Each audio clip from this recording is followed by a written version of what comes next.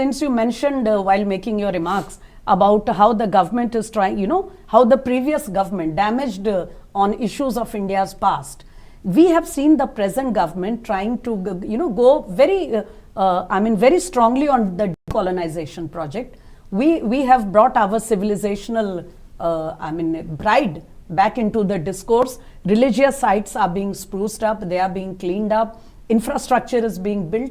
Altogether, all those sites which have long been attended to are now being brought into the showcase, and we are seeing crowds surging to those places. There is a sense of pride in India's cultural history, our civilizational identity, but that is being projected as trying to, implement a nationalist, a Hindutva agenda in the running of the country. Do you see a contradiction here? Of course, a total contradiction. Look, India is a country with thousands of years of history. We lived as a nation for not less than 5,000 years. In that long history, we created a great nation, great history, great monuments, great historical places that has been India's identity for millennia. In between, you had a 200-year foreign rule or a 500-year foreign rule. Those foreign colonizers came and implanted their symbols on your soil. Once they left in 1947, you should naturally go back to your thousands of years of great history, great identity.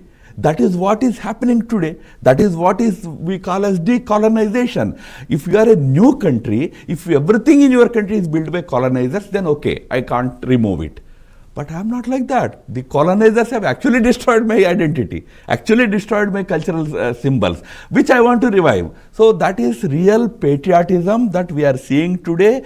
And in India, what happened is there are some people who still are mentally colonized.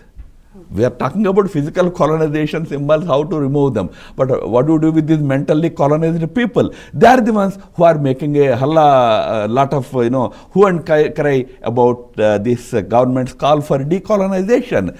Any self-respecting nation, especially nation with such a long history, should happily return to its original identity, its roots, its great history, its great civilizational symbolism. The charge is, it is a question of priorities. The money that is spent on these projects could have been utilized in public-oriented work. India simultaneously is landing on the moon. India simultaneously is, sending missiles to far-off places. India is advancing technologically. India is advancing economically. We are not compromising on any priorities. But self-respect is not a priority for a country. Which fool can say that? A country's first priority should be to stand before the world as a self-respecting nation. A colonized nation cannot claim self-respect. So, I would say we are not destroying any priorities or bypassing any priorities, but restoring countries' age-old identity, shedding colonial symbolism is also a priority for any self-respecting nation.